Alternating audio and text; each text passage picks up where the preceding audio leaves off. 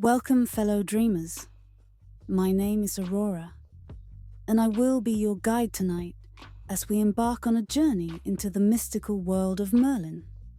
Before we begin, let's take a moment to prepare ourselves for this enchanting adventure. Find a comfortable position, whether you're lying down or sitting, and gently close your eyes. Take a deep breath in, filling your lungs with the cool, calming air. Hold it for a moment, and then slowly exhale, releasing any tension or stress from your body. Let's do this a few more times. Inhale deeply, hold, and exhale slowly. Feel your body relaxing with each breath, sinking deeper into a state of tranquility.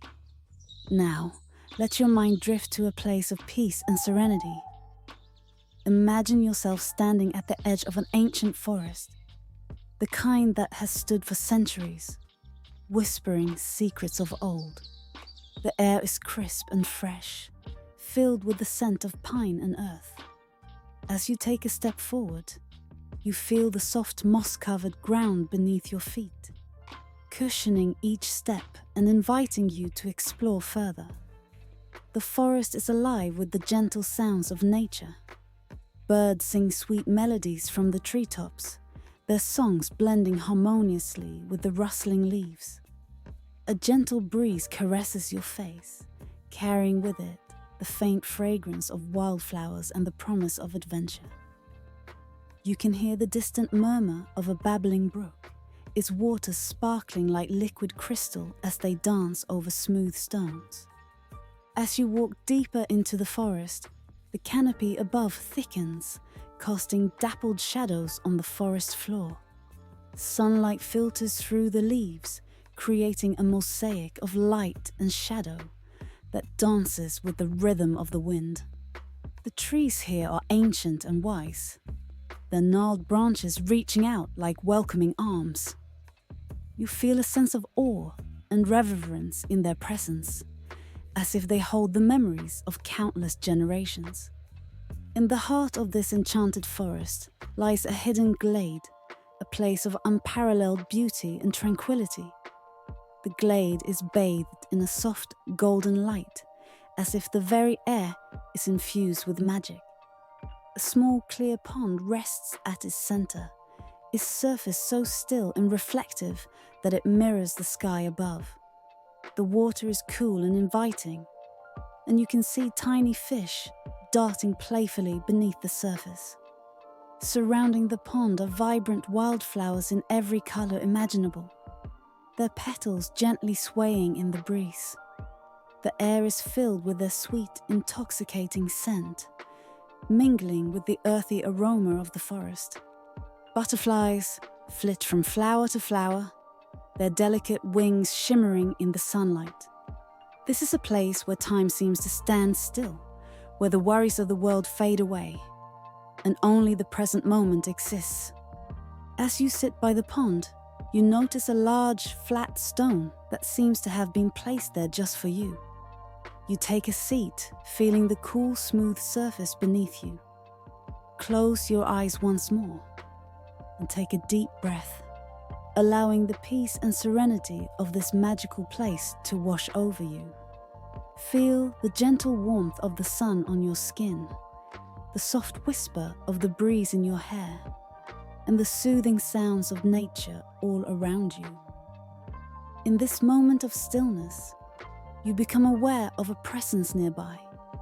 It is a comforting, familiar presence, one that fills you with a sense of wonder and curiosity. You open your eyes and see a figure standing at the edge of the glade. He is tall and cloaked in robes of deep blue, adorned with stars and moons that seem to shimmer with their own light. His eyes are kind and wise, and his long silver beard flows gently in the breeze.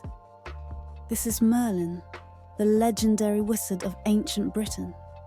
He has come to share his stories with you, to take you on a journey through time and magic. But for now, he simply stands there, a silent guardian of this enchanted place, watching over you as you rest and prepare for the adventures that lie ahead. Take another deep breath, and as you exhale, feel your body relax even more deeply. Let go of any remaining tension and allow yourself to be fully present in this moment. Know that you are safe and protected here in this magical glade under the watchful eye of Merlin. As you drift into a peaceful slumber, let your mind wander through the forest, exploring its hidden paths and secret places. Imagine the stories that the trees could tell, the ancient wisdom that they hold. Feel the magic of this place seep into your very being, filling you with a sense of wonder and possibility. Tonight, as you sleep, you will journey with Merlin through the ages, experiencing his adventures and learning from his wisdom. But for now, simply rest and let the magic of the forest lull you into a deep, restful sleep. Good night, dear dreamer. May your dreams be filled with wonder and enchantment. As you sit by the pond in the heart of the enchanted forest, feeling the tranquility of the glade, Merlin steps forward. His presence both comforting and awe-inspiring. He gestures for you to follow him. And together, you walk along a path that winds deeper into the forest, the air filled with the sounds of nature and the soft glow of twilight. Merlin begins to speak, his voice gentle and melodic, weaving a tale of his early years. He tells you of his birth, a night when the stars shone brighter than ever before, as if heralding the arrival of someone extraordinary. Born to a mortal woman and a mysterious father, Merlin's origins were shrouded in mystery and magic from the very beginning. As a child, Merlin was different from the other children in his village. He had an innate connection to the natural world, able to understand the language of animals and the whispers of the wind. His mother, recognizing his unique gifts, sought the guidance of a wise old druid who lived in the depths of the forest. This druid, named Blaise, became Merlin's mentor, teaching him the ancient arts of magic and the secrets of the natural world. Under Blaise's tutelage, Merlin's powers grew.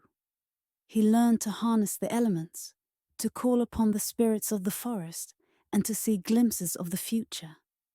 Blaise taught him not only the practical aspects of magic, but also the importance of wisdom and compassion. Merlin's heart was as kind as it was powerful, and he used his abilities to help those in need, earning the love and respect of his community. One day, while exploring the forest, Merlin stumbled upon a hidden grove, a place of immense power and beauty. In the center of the grove stood an ancient oak tree, its branches reaching towards the heavens. The tree seemed to hum with energy, and as Merlin approached, he felt a deep connection to it. He placed his hand on the trunk, and in that moment, he received a vision of his future. A future intertwined with the fate of a great king and a legendary kingdom. Merlin knew that his destiny lay beyond the confines of his village. With Blaise's blessing, he set out on a journey to fulfill his purpose. His travels took him to distant lands, where he encountered other wise and powerful beings who shared their knowledge with him. He learned from the Fae of the enchanted forests, the sages of the mountains, and the mystics of the deserts. Each encounter enriched his understanding of the world and his place within it. During his travels, Merlin often found himself in the company of animals. They seemed drawn to him, sensing his gentle spirit and his ability to communicate with them. He befriended a wise old owl named Archimedes, who became his loyal companion and advisor. Together, they explored the mysteries of the natural world, uncovering hidden truths and ancient secrets. One evening, as Merlin and Archimedes rested by a campfire, they were visited by a group of travelers. Among them was a young boy named Arthur, who would one day become the legendary king. Though Arthur was unaware of his true heritage, Merlin recognized the boy from his vision.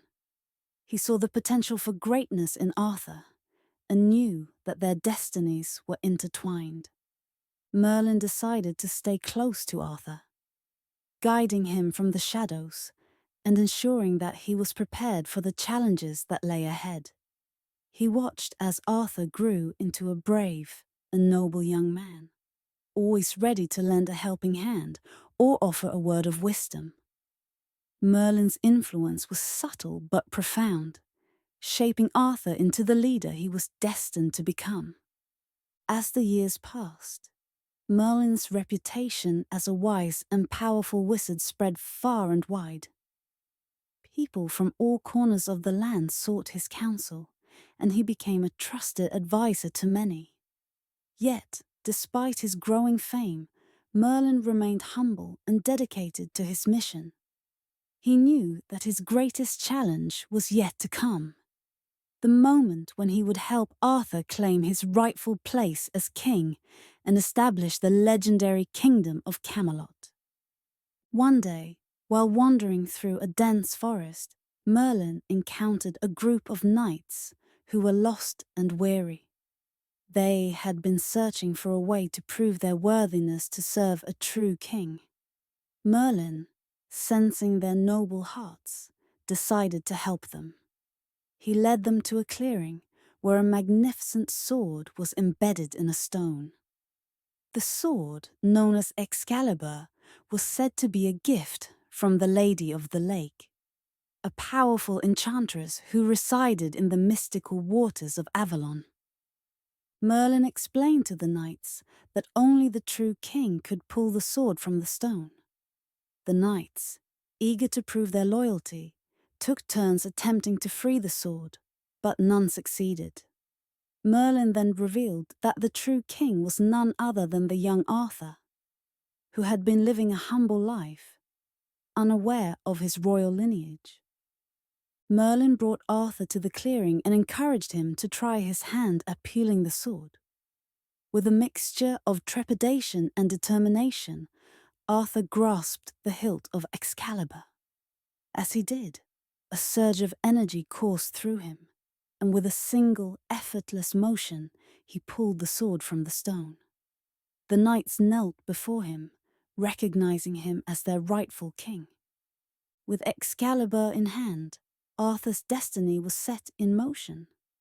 Merlin continued to guide him, offering wisdom and support as Arthur began to build his kingdom.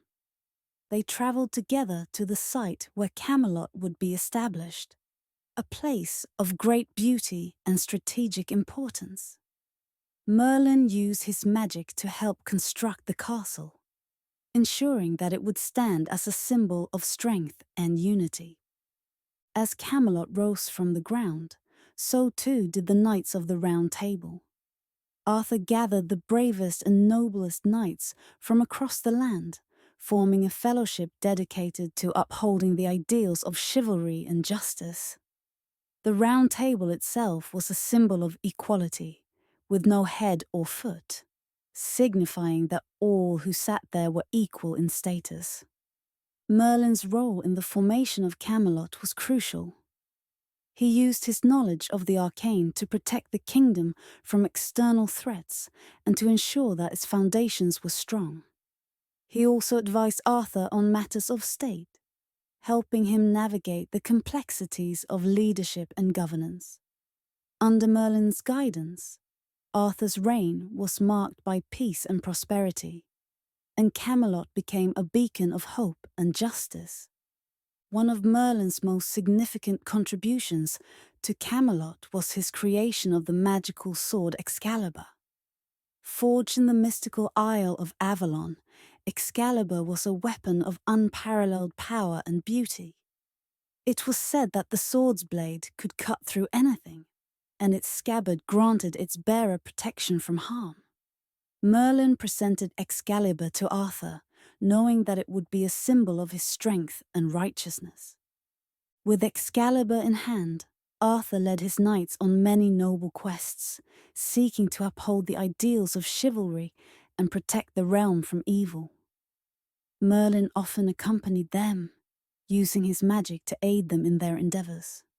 Together, they faced formidable foes, from treacherous sorcerers to fearsome dragons, always emerging victorious through their courage and unity. As Camelot flourished, so too did the bond between Arthur and Merlin. They shared a deep mutual respect and friendship, each recognizing the other's unique strengths and contributions. Merlin's wisdom and foresight were invaluable to Arthur, while Arthur's bravery and leadership inspired Merlin to continue his quest for knowledge and understanding. Yet, even in the midst of Camelot's golden age, Merlin remained vigilant. He knew that darkness often lurked in the shadows, waiting for an opportunity to strike. He continued to study the arcane arts, seeking to uncover hidden truths and prepare for any challenges that might arise.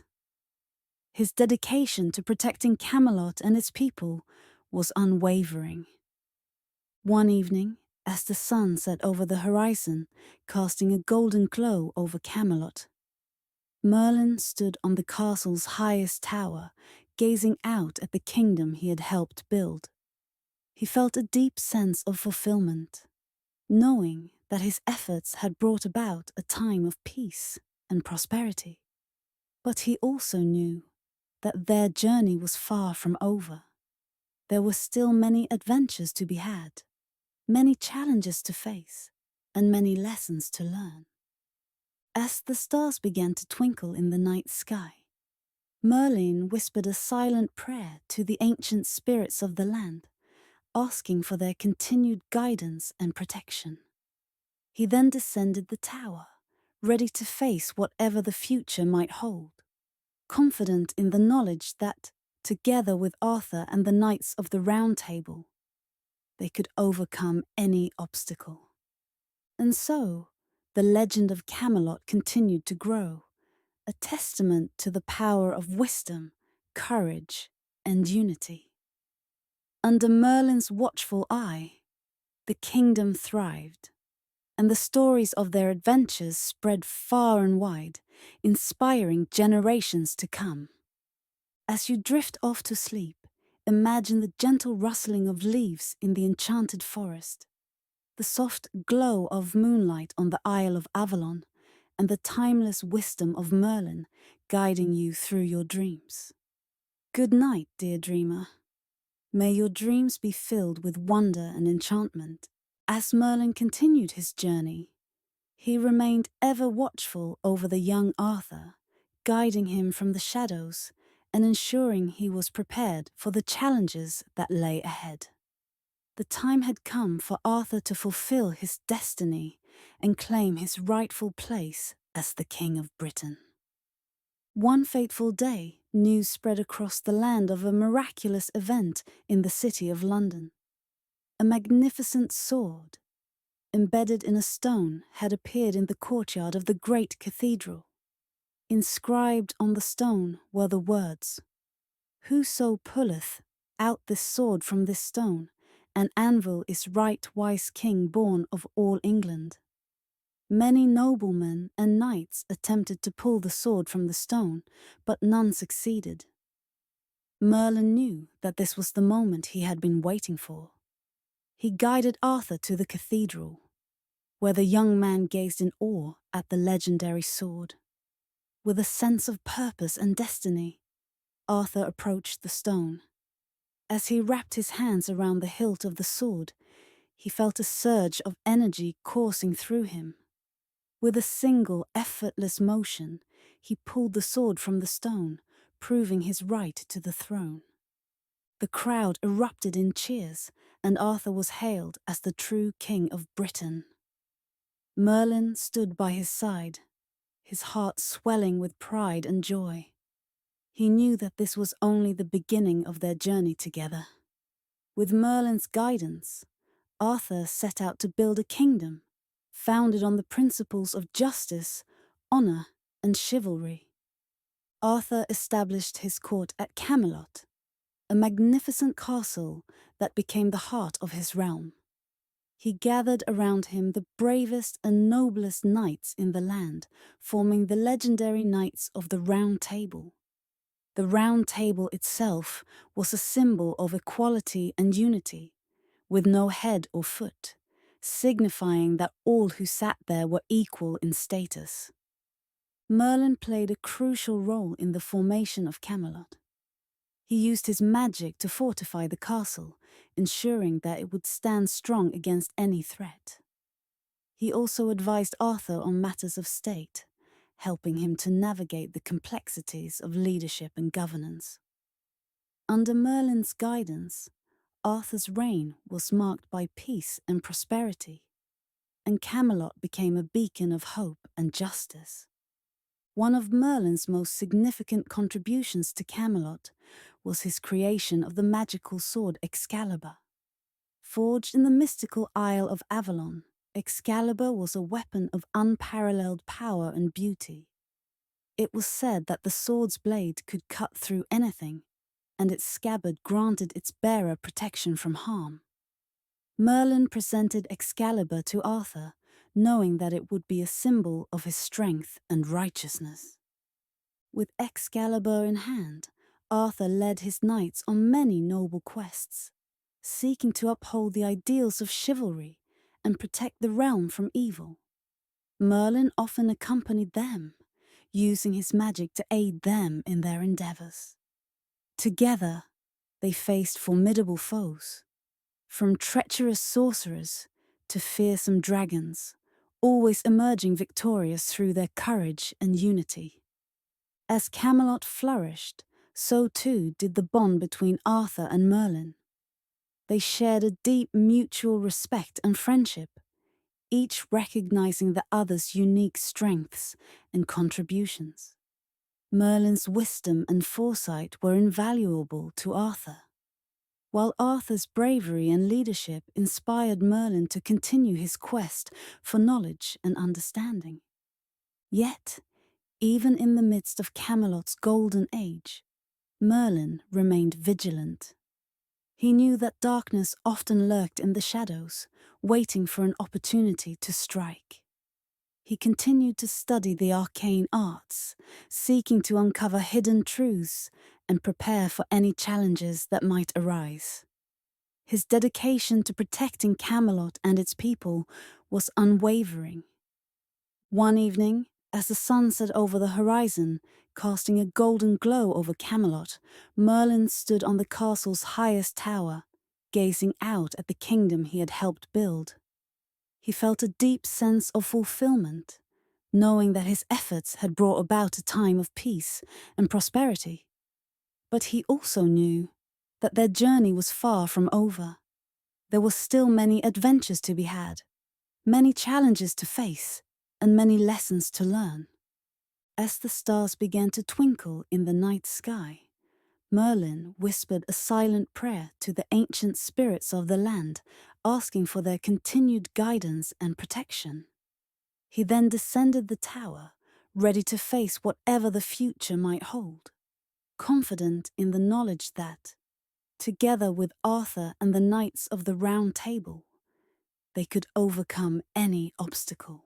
The tale of the quest for the Holy Grail is one of the most extraordinary adventures in Merlin's life, and a defining chapter in the history of Camelot. The Grail, a sacred chalice of immense power, was said to possess miraculous abilities. It could heal the gravest wounds, grant eternal youth, and bless the land with prosperity.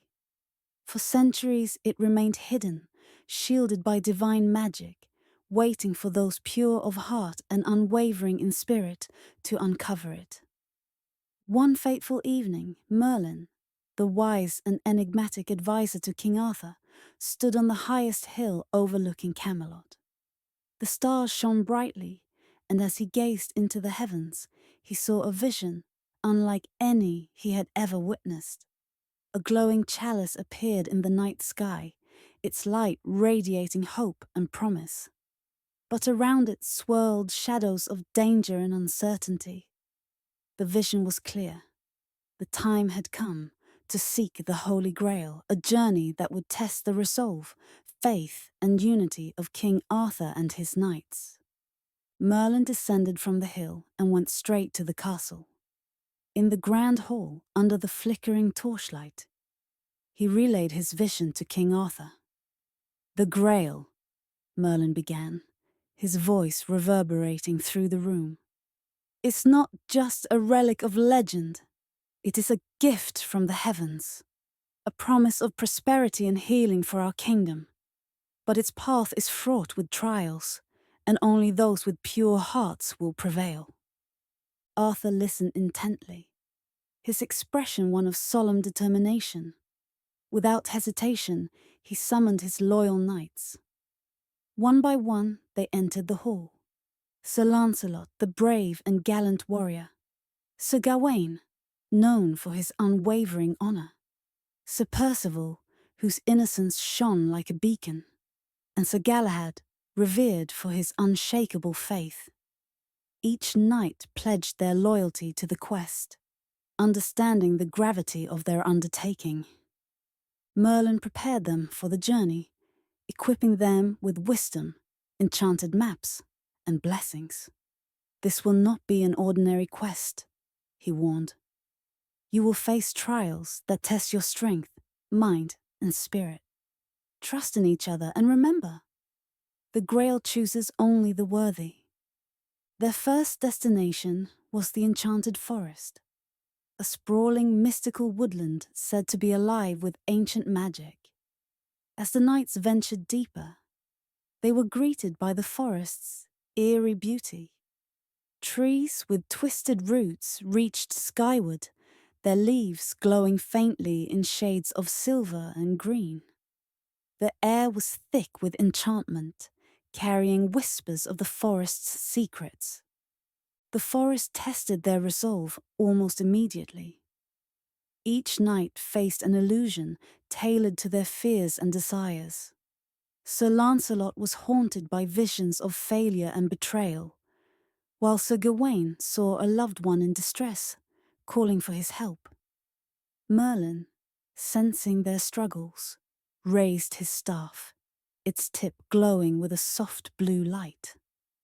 With a wave, the illusions dissipated, but the knights were left shaken.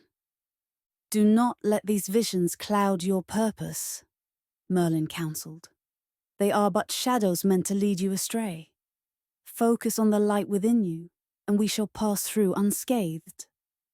As they pressed on, the group encountered a group of mischievous forest spirits. These beings, neither friend nor foe, demanded a toll, a tale of heroism. Sir Percival stepped forward and recounted a story of kindness and courage, which delighted the spirits. Satisfied, they allowed the group to continue, even gifting them a vial of enchanted water said to restore strength. Their journey next led them to the Mountain of Trials, a formidable range known for its harsh terrain and hidden dangers. The mountain peaks pierced the clouds, and the air grew colder as they ascended. Along the way, they encountered landslides, narrow paths, and biting winds. One night, as they camped near a cliff's edge, the group was attacked by a wyvern, a dragon-like creature with scales that shimmered like molten gold. Its screech echoed across the mountains, and the knights sprang into action. Sir Lancelot charged fearlessly, his sword striking sparks as it clashed with the wyvern's claws.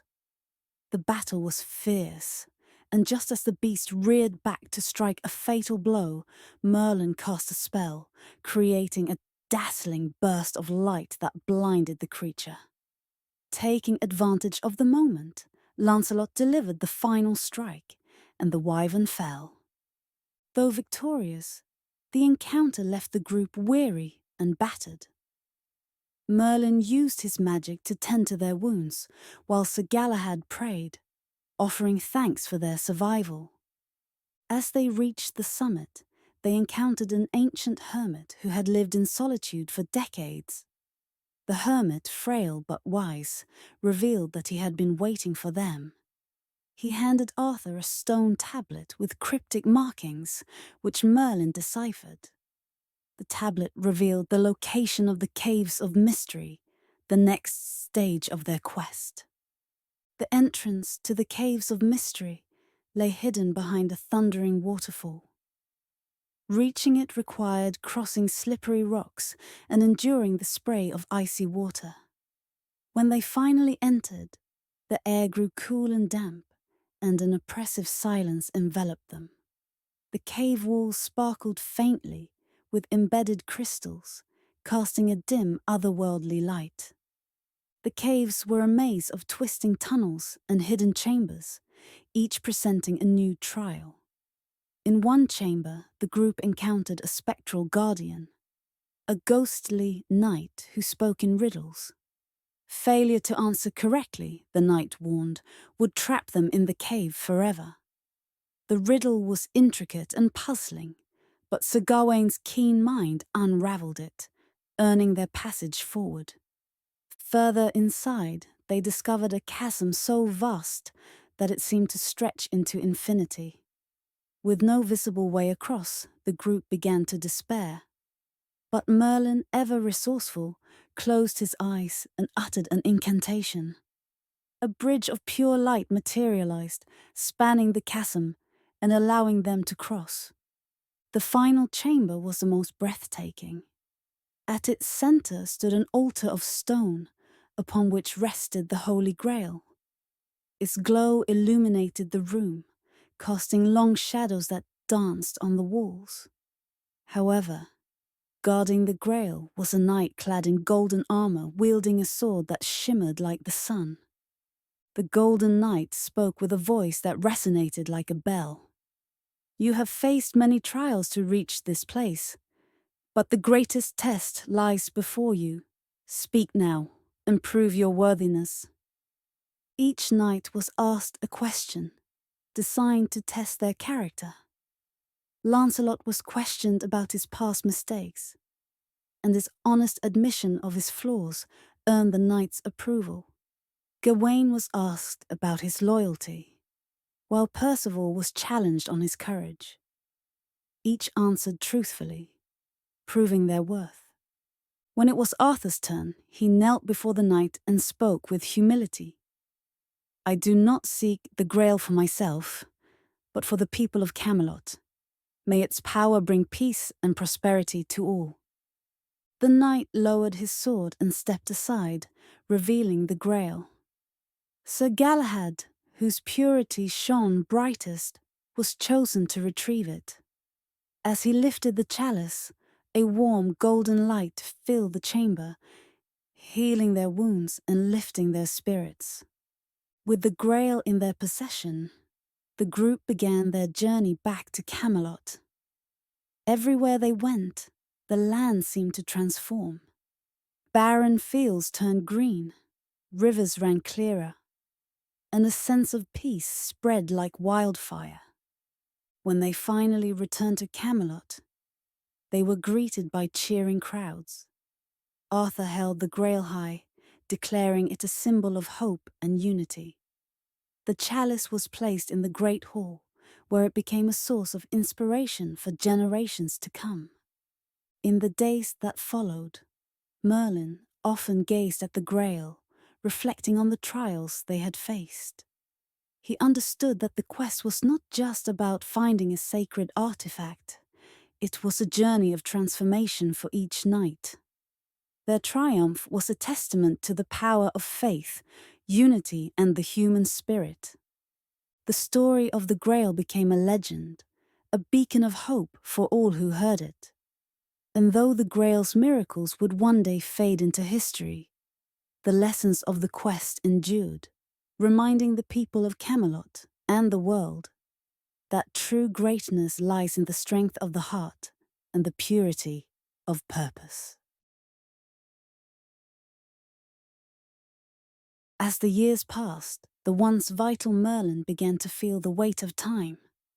Though his mind remained sharp, his powers, which had once shaped the destiny of Camelot, began to wane. He grew tired of the endless intrigues of the court, the relentless call to arms, and the ever-present conflict that shadowed Camelot's glory.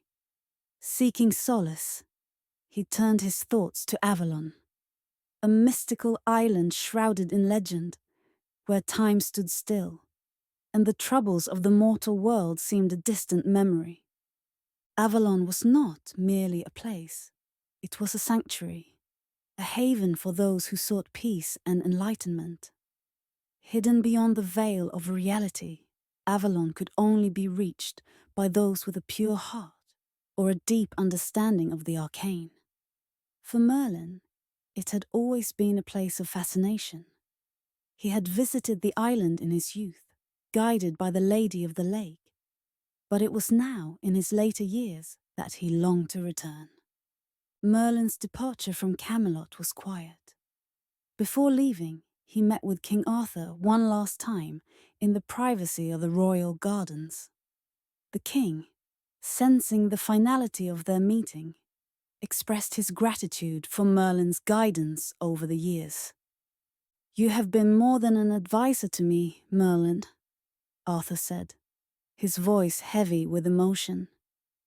"You have been a friend, a mentor, and the soul of Camelot. I fear what the future may hold without you." Merlin placed a comforting hand on Arthur's shoulder. "Camelot is not bound by me, my king. Its strength lies in its people and in the legacy you have built. Trust in that, and you will endure." With those words, Merlin set out on his journey. He traveled alone, save for a simple staff and a satchel containing his most treasured possessions: a book of spells, a vial of water from the Lake of Avalon, and a single white feather, a gift from a phoenix long ago. The path to Avalon was as elusive as the island itself. Guided by intuition and ancient knowledge, Merlin followed signs hidden in the natural world: a flock of birds flying west, a river that shimmered unnaturally in the moonlight, and an ancient oak whose roots formed a gateway. At last, he arrived at the shores of a vast, misty lake. In its center lay Avalon, veiled by an otherworldly fog. The Lady of the Lake appeared, rising gracefully from the water. Her presence was both serene and commanding, her voice like a melody carried on the wind. "Welcome back, Merlin," she said. "Avalon awaits you." With her blessing, Merlin stepped into a small, enchanted boat. As it glided across the water, the mists parted, revealing the Isle of Avalon in all its splendor. Avalon was a realm of unparalleled beauty. Its rolling hills were blanketed in vibrant flowers that glowed faintly in the twilight. Majestic trees, their leaves a kaleidoscope of colors, reached skyward, their branches heavy with fruit that shimmered like jewels. Crystal-clear streams wove through the landscape, their waters humming with a faint magical melody. The air was filled with a sense of tranquility, as if the island itself were alive and breathing in harmony with its inhabitants. Time, which governed the mortal world so strictly, seemed to lose its grip here. Days blended seamlessly into nights, and seasons flowed into one another, in an eternal cycle of balance. Merlin was greeted by the spirits of Avalon, ethereal beings of light and shadow, who moved gracefully among the trees. They were guardians of the island, protectors of its secrets, and they welcomed Merlin as an honored guest. Avalon was not just a place of peace. It was a sanctuary of learning. At the heart of the island stood a great hall, crafted from living wood and crystal, where the walls seemed to pulse with the energy of the earth itself. Here, ancient tomes, lined shelves that stretched into infinity, containing the accumulated wisdom of countless generations.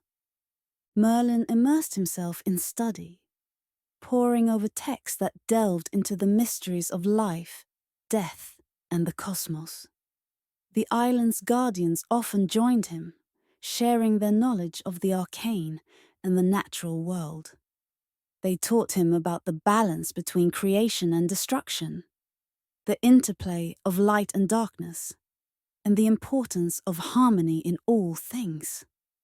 One of the most profound lessons came from a spirit named Elandra, who spoke of Avalon's role as a bridge between worlds. This island exists not just in your realm, but in many, she explained. It is a nexus, a place where the barriers between realities grow thin. Those who come here are gifted the chance to see beyond their world, to understand the vast tapestry of existence. Merlin, ever the seeker of knowledge, began to experiment with this newfound understanding. Using the magic of Avalon, he learned to travel between realms, visiting places of unimaginable wonder. He walked through the golden fields of Elysium, marveled at the crystalline towers of the celestial city, and even glimpsed the shadowy abyss where forgotten souls lingered. Each journey expanded his understanding and deepened his connection to the greater mysteries of existence. Avalon was also a place where the past came alive. The island, existing outside the constraints of time, allowed Merlin to encounter those long gone from the mortal world. One evening, as he wandered through a grove of silver birches, he came face to face with an old friend, Nimue, the enchantress who had once been both his student and his rival. "Nimue?" Merlin said, his voice filled with a mix of surprise and sorrow. "I never thought I'd see you again." She smiled, her expression both warm and wistful. "Avalon has a way of reuniting kindred spirits. I have been watching you, Merlin. Your journey has been long and filled with trials, but you have grown wiser for it." The two spent hours reminiscing, sharing memories of their time together and reflecting on the choices that had led them to Avalon. Nimue's presence was a reminder of the bonds that endure beyond time and space, and their reunion brought Merlin a sense of closure he had not realized he needed. As Merlin's connection to Avalon deepened, he began to explore its role as a gateway to other realms. With the guidance of the Lady of the Lake and the spirits of the island, he crafted a series of magical sigils that allowed him to traverse the veil between worlds. These journeys were not without peril. Each realm had its own rules and challenges, and Merlin quickly learned to respect the boundaries of these otherworldly places. In one realm, he encountered a race of beings made entirely of light, who communicated through vibrations and colors. In another, he found himself in a world of eternal night, where the stars burned closer and brighter than in any mortal sky. These experiences were transformative.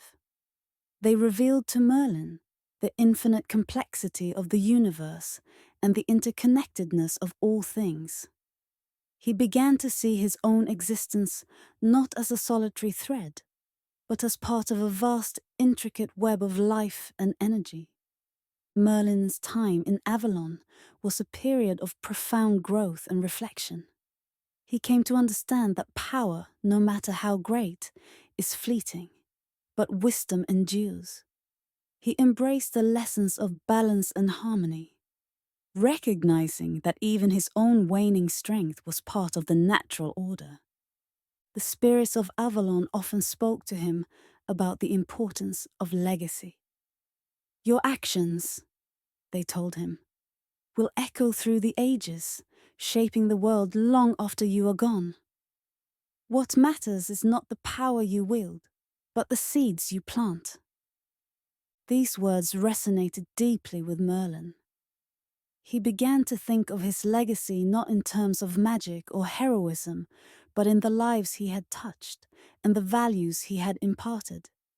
He wrote tirelessly, filling page after page with his thoughts, discoveries, and hopes for the future. One morning, as the first rays of sunlight kissed the island, Merlin had a vision.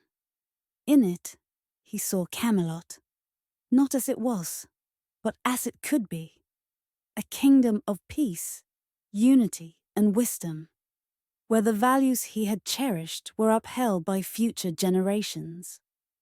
The vision filled him with a renewed sense of purpose. Though he knew his time on Avalon was drawing to a close, he felt at peace, knowing that his legacy would endure. The Lady of the Lake appeared to him once more, her presence as radiant as ever. "You have learned much, Merlin," she said, "but your greatest lesson is yet to come." "What is that?" Merlin asked. "That even the greatest among us must eventually let go," she replied. In the days that followed, Merlin prepared to leave Avalon. The spirits gathered to bid him farewell, their voices weaving a harmonious song that echoed through the island. The Lady of the Lake presented him with a parting gift, a pendant containing a fragment of Avalon's magic, a reminder of the lessons he had learned. As he stepped onto the enchanted boat that would carry him away, Merlin looked back at Avalon one last time. The island shimmered in the distance, its beauty undiminished. He felt a deep sense of gratitude for the time he had spent there and the wisdom he would carry with him. The journey back to the mortal world was bittersweet. Merlin knew that his time in Camelot would be brief, but he was ready to face whatever lay ahead with the clarity and peace that Avalon had given him.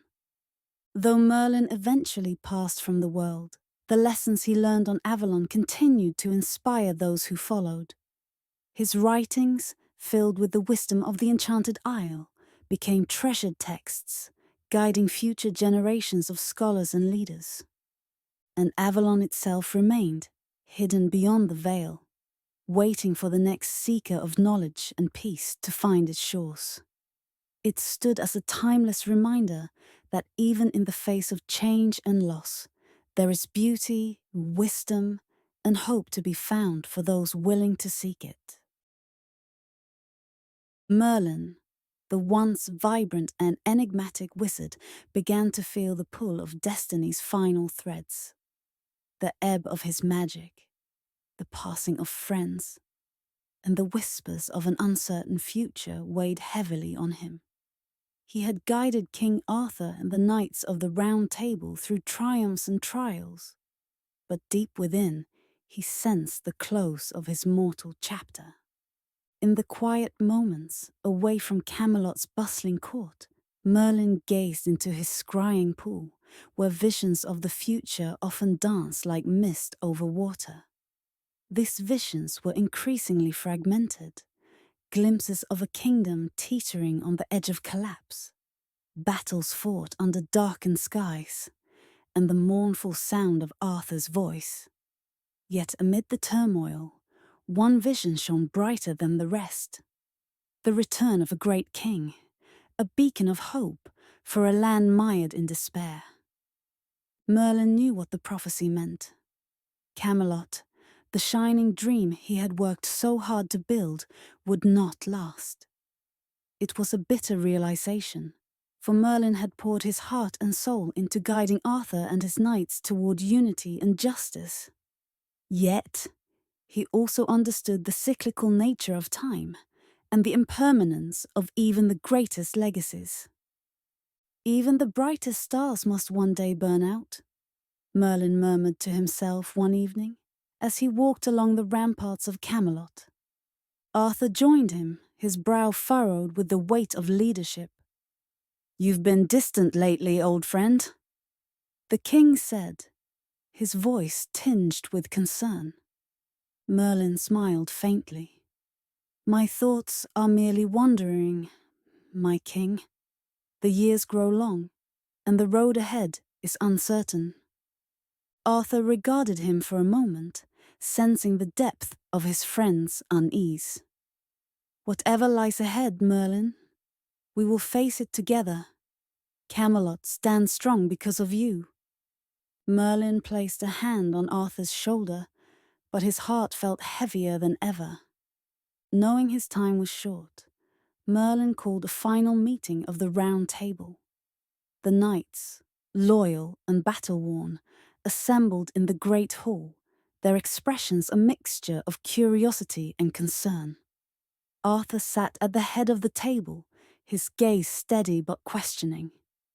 Merlin stood before them, his staff glowing faintly.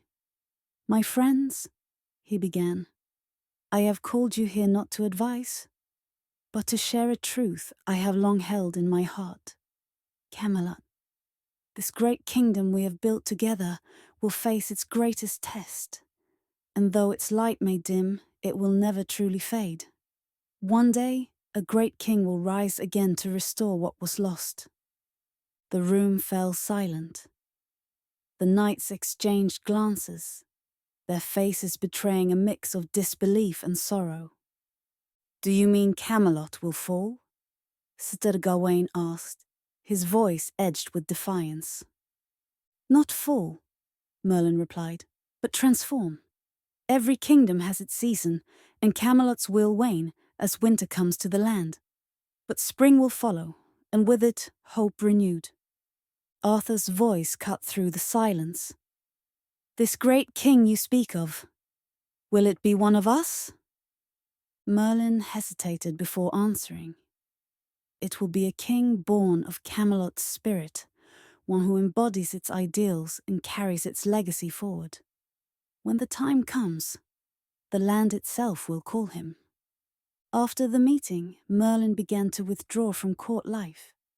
He spent hours in his tower, crafting spells and inscribing his knowledge onto scrolls. These writings were meant not for Arthur and his knights, but for future generations. A treasure trove of wisdom that would guide the next age. He also took time to visit each knight personally, offering words of guidance and comfort. To Sir Lancelot he spoke of redemption.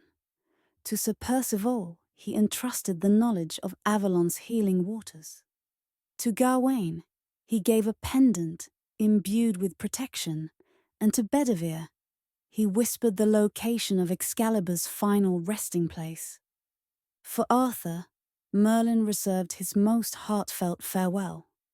One evening, the two stood by the lake, where Excalibur had first been drawn. The moonlight danced on the water's surface, casting a silvery glow over their faces. You have been more than a king to me, Arthur, Merlin said. You have been a friend and a beacon of hope. Remember that Camelot's true strength lies not in its walls or swords, but in the ideals it upholds. Arthur, moved by the gravity of Merlin's words, placed his hand over the wizard's. And you, Merlin, have been more than an advisor. You have been the soul of this kingdom. I fear what we will become without you. You will endure, Merlin replied softly. Even without me, the spirit of Camelot lives on. Merlin's final destination was a cave hidden deep within the Forest of Brocéliande. This cave, known only to him and a few trusted spirits, was a place of immense magical energy, a sanctuary where he could retreat into a deep magical sleep. The journey to the cave was solitary. Merlin carried with him only his staff, a few precious artifacts, and the memories of a lifetime. The forest welcomed him with a serene stillness, its ancient trees standing like sentinels. The air hummed faintly, as if the very land knew the significance of his passage. When Merlin reached the cave, he paused at its entrance, taking a final look at the world he was leaving behind. The cave's interior glowed softly, its walls lined with veins of luminescent crystal. At its center was a stone pedestal, where Merlin placed his staff. He then lay down on a smooth slab of rock, his cloak draped over him like a shroud. Closing his eyes, Merlin whispered an incantation. Magic flowed through the cave, weaving a protective cocoon around him. He entered a deep, timeless sleep, his body and spirit preserved until the day his wisdom would be needed once more. Merlin's absence was felt immediately in Camelot. Arthur and his knights pressed on, but the weight of the prophecy lingered. The kingdom faced numerous challenges in the years that followed: internal strife, betrayal, and the final fateful battle at Camelot, where Arthur met his mortal end. Yet even in the darkest moments, the knights remembered Merlin's words.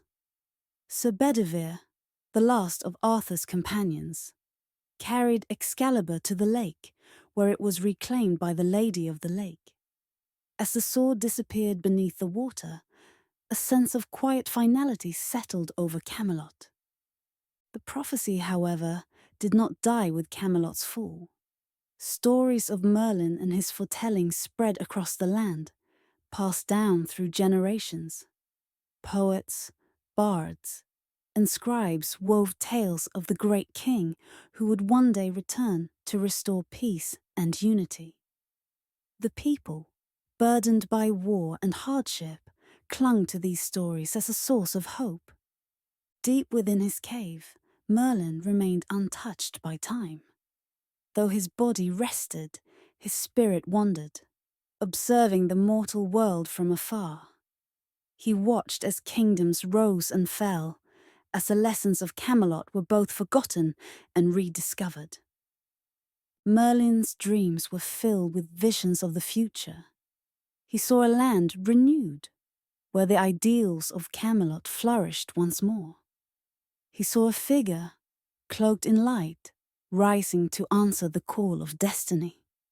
And he felt the stirring of his own magic, faint but unyielding, waiting for the moment when the world would need him again. The final prophecy of Merlin was not just a prediction, but a promise, a testament to the enduring power of hope and the belief that even in the face of despair, renewal is always possible. Though his physical form lay in slumber, the spirit of Merlin lived on in the hearts of those who dreamed of a brighter future. And so, in the depths of the Forest of Brocéliande, the cave remains undisturbed, a silent reminder of the wizard who shaped the destiny of a kingdom and the prophecy that continues to inspire. One day, when the world is ready, the call will come, and Merlin will awaken to guide humanity once more. Until then, his wisdom waits, like a seed buried beneath the snow, ready to bloom in the warmth of a new spring.